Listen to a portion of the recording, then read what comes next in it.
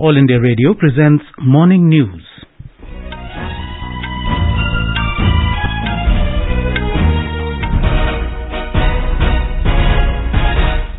Good morning, I'm Sunil Verma and with me is Prashant Kumar Sinha.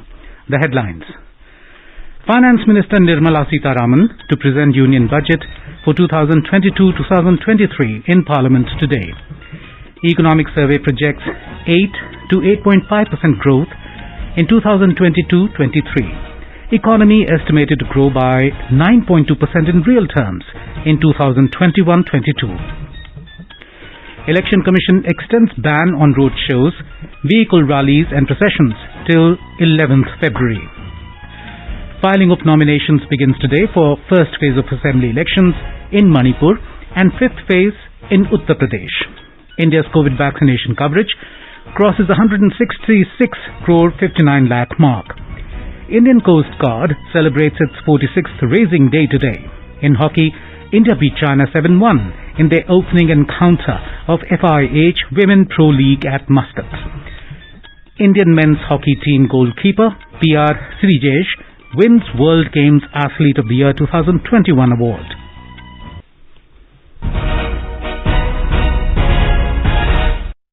As the number of COVID-19 cases is rising fast in several parts of the country, we appeal to our listeners to be vigilant and to get fully vaccinated and help others, including children between 15 and 18 years, get vaccinated. With a new Omicron variant of coronavirus causing concern, please continue to follow these 3 simple steps to stay safe. Wear a face mask, maintain 2 gaz ki duri for social distancing, and focus on hand and face hygiene. For any COVID-related information and guidance, contact national helpline numbers 011-23978046 and 1075. As our nation celebrates the 75th year of independence, a series of events is being organized by the government as a part of Azadi Ka Amrit Mahotsav. To commemorate the occasion as a Janutsav, All India Radio News brings its listeners a special quiz on India's freedom movement and its glorious history. The quiz is being conducted every Monday and Tuesday in Morning News since the 16th of August last year and will continue till 15th of August this year. India Post has joined hands as the logistics partner with All India Radio News for the Amrit Mahotsav quiz. Recalling our yesterday's question, Sonakhan village in Chhattisgarh is associated with which great freedom fighter? The correct answer is Veer Narayan Singh. He spearheaded the 1857 War of Indian Independence in Chhattisgarh. The British arrested him in 1856 for looting a trader's grain stocks and distributing it amongst the poor in a severe famine year. In 1857, with the help of the soldiers of the British Army at Raipur, Veer Narayan Singh escaped from prison. He reached Sonakhan and formed an army of 500 men. He is considered as the first Chhattisgarhi freedom fighter. AIR News got an overwhelming response from its listeners across the world, and the one lucky winner of the quiz is Najma Begum from Vijaypura district of Karnataka. मैं all India radio 10 साल से सुन रही हूँ। इससे बहुत सारी जानकारी प्राप्त हो रही है और मैं अमृत महोत्सव के विनर बनने से बहुत खुश हूँ। Today is the 50th question of the Azadi Ka Amrit Mahotsav quiz in English. All India Radio thanks its listeners across the world for actively participating in the quiz and making it a success.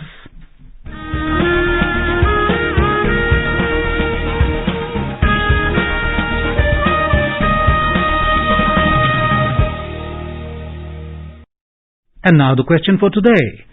Dora Bisoi and Chokra Bisoi are associated with which rebellion against the British? May I repeat, Dora Bisoi and Chokra Bisoi are associated with which rebellion against the British? Listeners can send their responses to the question over WhatsApp on 8826546262, that is 8826546262, or through email on amritmahotsavquiz@prasarbharati.gov.in, amritmahotsavquiz@prasarbharati.gov.in. And now the news in details. Finance Minister Nirmala Sitharaman will present the Union Budget for the financial year 2022-23 in the Lok Sabha at 11 a.m. today. The copy of the budget will be laid on the table of the Rajya Sabha soon thereafter. A meeting of the Union Cabinet will be held this morning to approve the Union Budget 2022-23. After getting the nod from the Cabinet, the Finance Minister will present the Union Budget in a paperless form for the second time in Parliament. Earlier, the Union Budget of 2021-22 was delivered in paperless form last year for the first time. More from our correspondent. This is the fourth budget to be presented by Finance Minister Nirmala Sitharaman in Parliament. For the budget 2022-23, the Finance Minister had held several pre-budget consultation meetings with stakeholder groups, including economists, agriculture and agro-processing industry, trade union and labor organizations, financial sector and capital markets, industry, services and trade, social sector, infrastructure and climate change sector. Ms. Sitharaman had also held pre-budget consultation with Finance Ministers of states and union territories for the budget. The budget will be made available on mobile app after it is presented in Parliament. The Union Budget mobile app has been launched for hassle-free access of budget documents by members of Parliament and the general public. The mobile app allows complete access to 14 Union Budget documents, including the budget speech, annual financial statement, demand for grants, and finance bill. Anand Kumar, AIR News, Delhi. India will witness GDP growth of 8 to 8.5% in 2022-2023, supported by widespread vaccine coverage, gains from supply-side reforms and easing of regulations, robust export growth and availability of fiscal space to ramp up capital spending. Finance Minister Nirmala Sitharaman tabled the Economic Survey 2021-22 in Parliament yesterday, which states that the year ahead is well poised for a pickup in private sector investment, with the financial system in a good position to provide support to the revival of the economy. The growth projection for 2022-23 is based on the assumption that there will be no further debilitating pandemic-related economic disruption, monsoons will be normal, and withdrawal of global liquidity by major central banks will be broadly orderly. Referring to the first advanced estimates, the survey states that the economy is estimated to grow by 9.2% in real terms in 2021-22 after a contraction of 7.3% in 2020-21. President Ramnath Kovind has said the government is moving fast on building a strong foundation for the next 25 years, following the mantra of Sabka Saath, Sabka Vikas, Sabka Vishwas और Sabka Prayas. आजादी का अमृत महोत्सव हम सभी भारतीयों के लिए अगले 25 वर्षों के संकल्पों को आकार देने का पवित्र अवसर है। मेरी सरकार सबका साथ, सबका विकास, सबका विश्वास और सबका प्रयास के मंत्र पर चलते हुए अगले 25 वर्षों के लिए मजबूत बुनियाद पर तेजी से काम कर रही है। इस बुनियाद का सबसे महत्वपूर्ण संकल्प एक सर्वसमावेशी, सर्वहितकारी, सशक्त भारत का निर्माण और देश की आत्मनिर्भरता है। The President said the most important resolution related to this foundation is the creation of inclusive and self-reliant India. Addressing the joint sitting of both houses of Parliament yesterday, the President lauded the various schemes and initiatives of the government for the welfare of the people. He said India has once again become one of the fastest growing economies of the world due to the relentless efforts of the government. President Kovind said the government has launched 14 key production-linked incentive schemes. He added these PLI schemes will not only help transform India as a global manufacturing hub, but also create over 60 lakh jobs. Stressing on the role of MSMEs in India's prosperity, he said they have been the backbone of the country's economy and a driver of Atmanirbhar Bharat. Prime Minister Narendra Modi has said that a lot of opportunities are available for India in the present global scenario. On the first day of the budget session yesterday, the Prime Minister said the country's economic progress, pace of vaccination, and indigenously developed vaccines have generated trust at the global level. ये budget सत्र एक प्रकार से पूरे वर्ष भर का खाका खींचता है और इसलिए बहुत महत्वपूर्ण होता है। हम पूरी प्रतिबद्धता के साथ इस बजट सत्र को जितना ज्यादा फलदायी बनाएंगे, आने वाला पूरा वर्ष हमें नई आर्थिक ऊंचाइयों पर ले जाने के लिए भी एक बहुत बड़ा अवसर बनेगा। मुक्त चर्चा हो, मननीय चर्चा हो, मानवीय संवेदनाओं से भरी हुई चर्चा हो, अच्छे मकसद से चर्चा हो, इसी अपेक्षा के साथ आप सबका बहुत बहुत धन्यवाद। Lok Sabha Speaker Om Birla has convened an all-party meeting in New Delhi to ensure smooth functioning of the House. Talking to reporters after the meeting, Mr. Birla said, leaders of all parties have assured that they would cooperate in running the parliament. Mr. Birla said he urged them to have an extensive discussion on President's address and budget. He asked everyone to raise important issues in the House. The News Services Division of All India Radio will bring listeners special live day-long programs on the Union Budget 2022 from 10:20 a.m. till 10 p.m. today. In-depth analysis of the budget by eminent experts, special budget bulletins, people's reaction on the budget and exclusive interviews will be the major highlights. We will bring live budget presentation from Parliament from 11 a.m., live interaction with experts from FICCI, CII and ASSOCHAM at 3 p.m., live interview with Chairman PM Economic Advisory Council at 4 p.m., live interaction with Member Agriculture Niti Aayog at 6:20 p.m., live interaction with Finance, DIPAM, DEA and Revenue Secretaries at 7 p.m., live interaction with Chairman CBDT and Chairman CBIC at 9:15 p.m. We will also bring live post-budget press conference and live interview with the Finance Minister. So tune into FM Gold channel of All India Radio on 100.1 MHz from 10:20 a.m. till 10 p.m. today. It will also be available on our app News on AIR and our YouTube channel News on AIR Official. Listeners can WhatsApp their queries on the budget on the number 87000 14411 from 3 p.m. today. Budget 2022 with All India Radio News. What makes the headlines? What matters most for the people, markets, sectors, industry and the nation? Join All India Radio News for a special live day-long program on the Union Budget. For an in-depth analysis by experts, special budget bulletins, people's reaction on the budget and exclusive interviews. Tune in to the FM Gold channel 100.1 MHz of All India Radio and other frequencies from 10:20 a.m. to 10 p.m. on Tuesday, that is 1st of February. Also available on our app News on AIR and our YouTube channel News on AIR Official.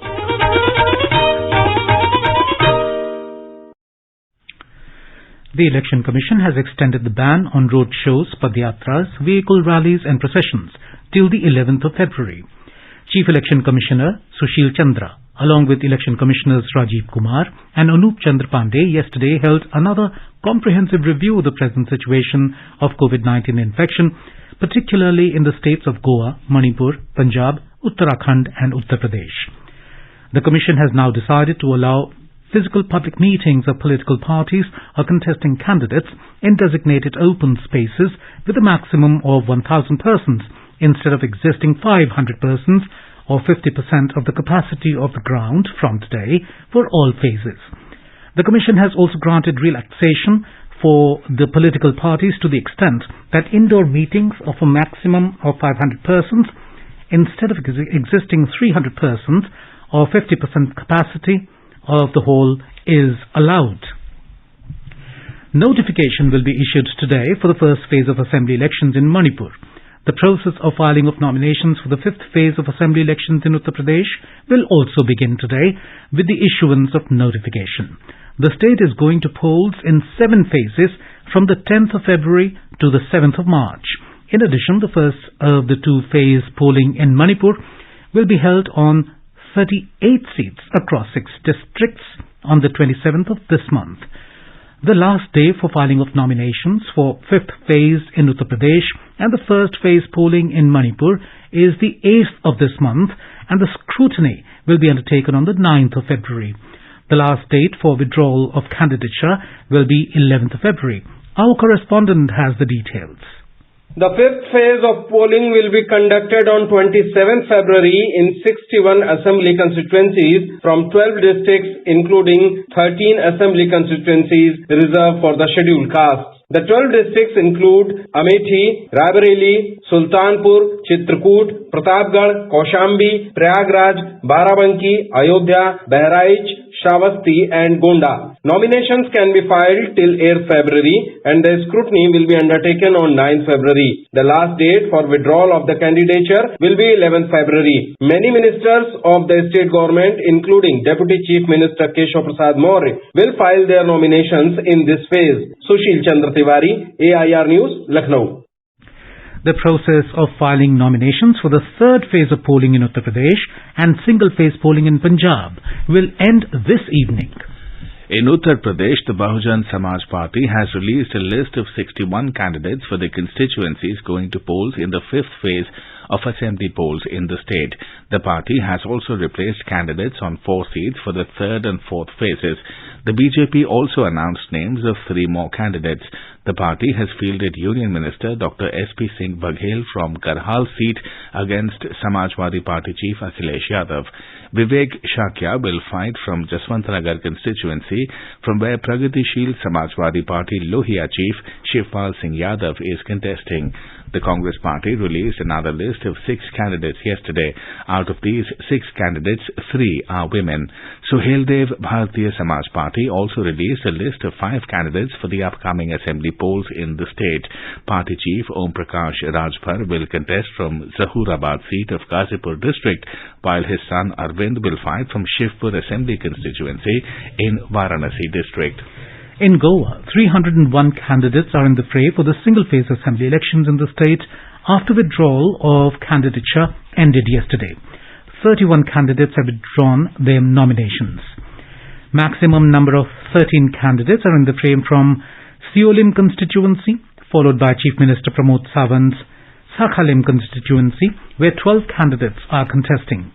Goa will go to the assembly polls on the 14th of February. The counting of votes will take place on the 10th of March. You are listening to the morning news on All India Radio. A reminder of the headlines before we move on. Finance Minister Nirmala Sitharaman to present Union Budget for 2022-2023 in Parliament today. Economic Survey projects 8 to 8.5% growth in 2022-23. Economy estimated to grow by 9.2% in real terms in 2021-22. Election Commission extends ban on road shows, vehicle rallies and processions till 11th February. Filing of nominations begins today for first phase of assembly elections in Manipur and fifth phase in Uttar Pradesh. India's COVID vaccination coverage crosses 166 crore 59 lakh mark. Indian Coast Guard celebrates its 46th racing day today. In hockey, India beat China 7-1 in their opening encounter of FIH Women Pro League at Muscat. And Indian men's hockey team goalkeeper P.R. Srijesh wins World Games Athlete of the Year 2021 award. For quick news updates round the clock, follow us on our Twitter handle @AIR News Alerts. उपभोक्ताओं तक पहुंचने का सुलभ और सस्ता माध्यम है आकाशवाणी। आकाशवाणी के विभिन्न केंद्रों से कीजिए अपने उत्पादों और सेवाओं का प्रचार विज्ञापनों के माध्यम से। लोकल और राष्ट्रीय स्तर पर कीजिए अपने बिजनेस का विस्तार, क्योंकि आकाशवाणी में विज्ञापन बुकिंग हुई बहुत ही आसान। अब घर, दफ्तर या दुकान पर बैठे बैठे आप कर सकते हैं विज्ञापनों की बुकिंग। डायल कीजिए 870-001-4242। नंबर एक बार फिर नोट करें, 870-001-4242। India's COVID vaccination coverage has crossed the 166 crore 59 lakh mark. The Union Health Ministry said over 94 crore 17 lakh vaccine doses have been administered as first dose and more than 71 crore 17 lakh vaccine doses given as second dose. It said more than 53 lakh vaccine doses were administered yesterday. The recovery rate is currently at 94.37%. The Indian Coast Guard is celebrating its 46th racing day today. From just 7 surface platforms in 1978, the Indian Coast Guard ICG has grown into a formidable force with 158 ships and 70 aircraft in its inventory. It is likely to achieve targeted force levels of 200 surface platforms and 80 aircraft by the year 2025.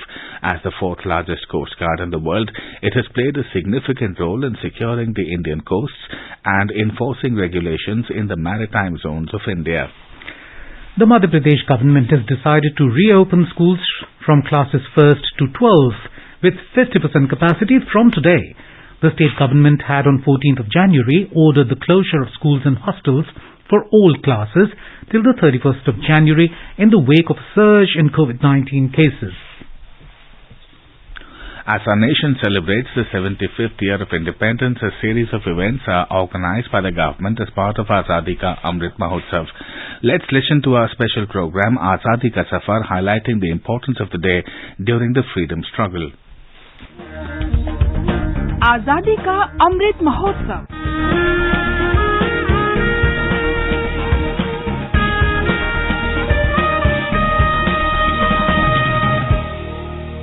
Azadi Ka Safar with AIR News.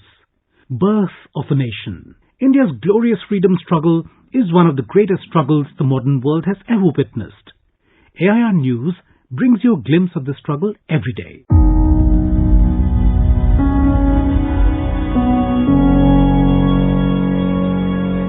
In today's episode, we remember freedom fighter and social reformer Brahma Bandhav, who was born on 1st of February 1861 in West Bengal. The dedicated nationalist plunged into the freedom movement during his college days itself. He was closely attached with Keshav Chandra Sen, remained a classmate of Swami Vivekanand, and had close acquaintance with Rabindranath Tagore. It is said that if Vivekanand lit the sacrificial flame of revolution, Brahma Bandhav fueled it, safeguarded and fanned the sacrifice.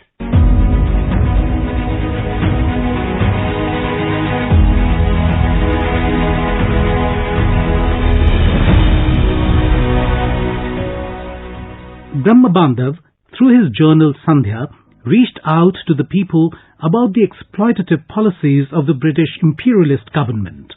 In March 1907, Sandhya elaborated its motto as, "If death comes in the striving, the death will be converted to immortality." After the movement against the partition of Bengal in 1905, there was a boost in nationalist ideologies, and several publications took active role in propagating them.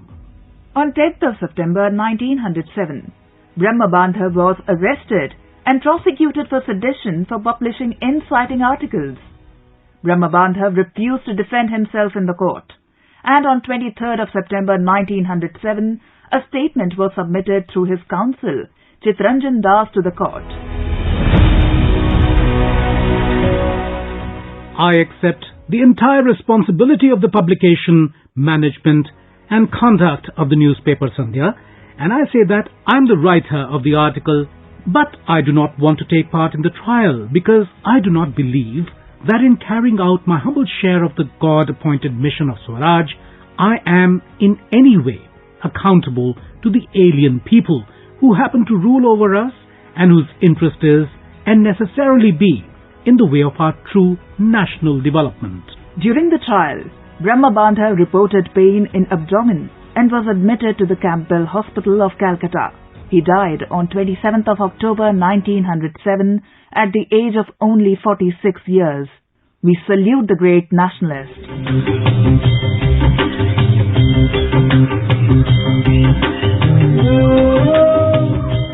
We also remember Gandhian freedom fighter Magan Bhai Desai, who died on 1st of February 1969. He was associated with more than 30 regional and national level committees related to Khadi, Hindi, Sarvodaya, adult education and Gandhi literature.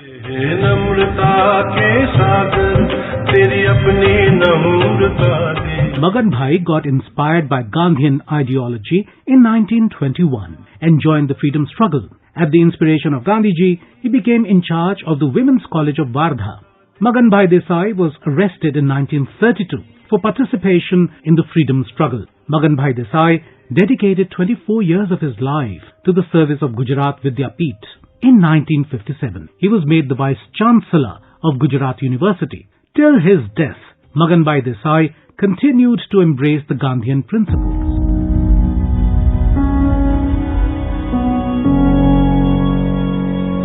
We also remember freedom fighter and actor Avtar Kishan Hangal, who was born on 1st of February 1914 at Sialkot, Punjab. A.K. Hangal spent his childhood and youth in Peshawar, where he used to perform in theatre. Hangal participated in the Indian freedom movement when as a student he joined protests in North-West Frontier Province against the massacre at Jallianwala Bagh. He later moved to Karachi, where he spent 3 years in prison for protesting against the British rule. He continued actively participating in the struggle against British imperialism till India's independence. He moved to Bombay after the partition of India in 1949. खून खराबे से कोई झगड़ा खत्म हुआ है? दिलों में नफरत और हाथों में हथियार लेकर कोई मसला हल हुआ आज तक? After coming to India, Hangal had a brilliant acting career. He acted in many plays from 1949 to 1965. A.K. Hangal acted in around 225 Hindi films in a career spanning from 1966 to 2005. We salute the great Indian. That brings us to the end of this episode of Azadi Ka Safar with AIR News. See you in the next episode tomorrow.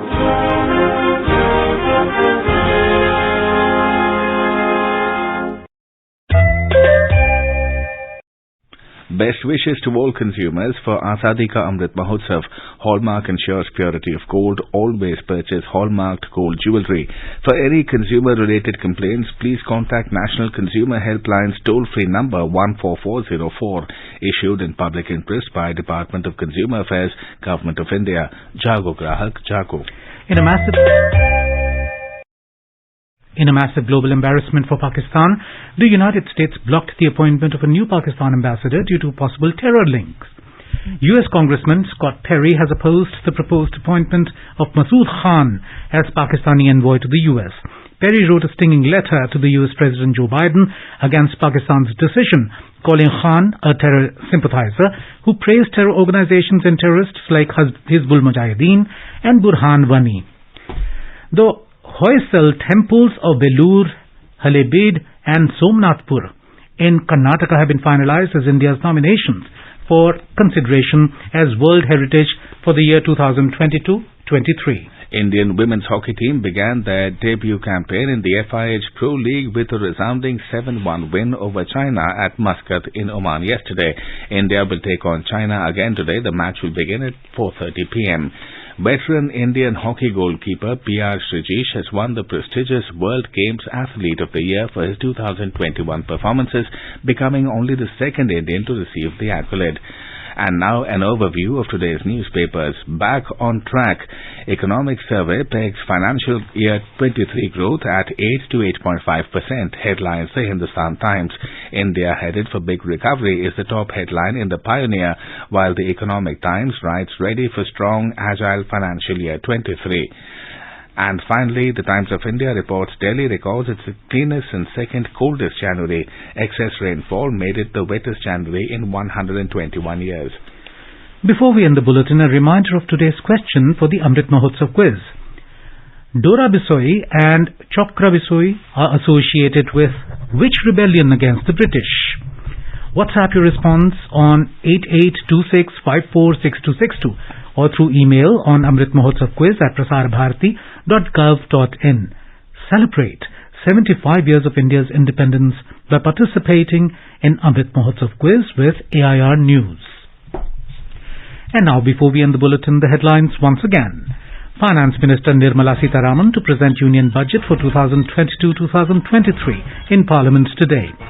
Economic Survey projects 8 to 8.5% growth in 2022-23. Economy estimated to grow by 9.2% in real terms in 2021-22.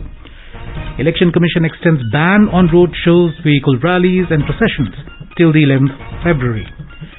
Filing of nominations begins today for first phase of assembly elections in Manipur and the fifth phase in Uttar Pradesh. India's COVID vaccination coverage crosses 166 crore 59 lakh mark.